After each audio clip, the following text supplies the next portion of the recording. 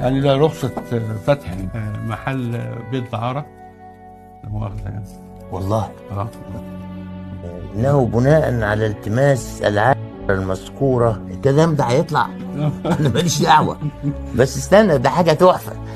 انه بناء على التماس العائلة المذكورة على فتح محل للعقارات اسمها اسمها وعلى مقتضى المادة رقم كذا من لائحة النسوة، مش هكرر بقى كلمة تاني، الصادر عليها قرار وزارة الداخلية المؤرخة فيه 1300 احنا 440، يعني بقى لها 140 سنة.